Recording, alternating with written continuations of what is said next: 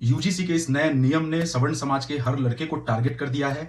इस नियम के अनुसार कैंपस में उच्च शिक्षण संस्थानों में भेदभाव से बचने के लिए एससी, एसटी, ओबीसी, महिला और जो विकलांग हैं उनके लिए इक्विटी कमेटी बनाई जाएगी।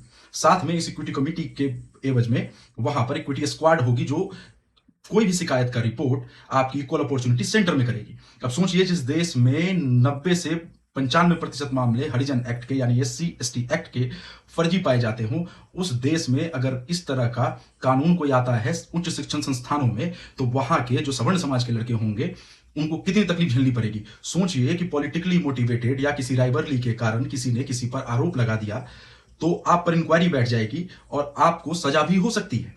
लेकिन अगर ये कंप्लेंट गलत पाया गया तो सामने वाले को कोई सजा नहीं मिलेगी। अब जिस देश में हम बात करते हैं सबका साथ सबका विकास, तो ये क्या इस तरह का कानून एक सवर्ण समाज को टारगेट किया जा रहा है? जिस कानून में, इस कानून से हम सबका साथ सबका विकास की बात कर रहे हैं। अगर सजा का प्रावधान नहीं है गलत कंप्लेन करने वालों पर, तो फिर इस कानून का मिसयूज तो होना ही है। जिस तरीके से हरिजन एक्ट का मिसयूज किया जा रहा है, और सवर्ण समाज के लड़के फिर इसमें क्या करेंगे? उनके पास तो कोई ऑप्शन भी नहीं है। उनके पास या तो करो या मरो, या तो आप अगर आपकी बहस भी किसी से हो गई किसी बात को लेकर, जो कि एक सामान्य बात भी हो सकती है, लेकिन उसको भी ये इस तरीके से मैनिपुलेट करके दिखाया जा सकता है।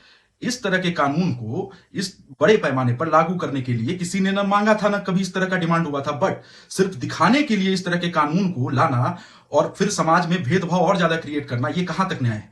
फिर सवर्ण समाज के जितने बच्चे हैं उनको न्याय देने का काम कौन करेगा? और फिर हम जो सवर्ण समाज के आदमी हैं वो कहां जाएंगे? हम किसके पास जाएंगे? इस तरीके से तो हमारा कैरियर कभी भी आपके हाथ में है, सामने वाले के हाथ में कभी भी कॉम्प्रोमाइज हो सकता है। हम लोग क्या करेंगे फिर इसमें?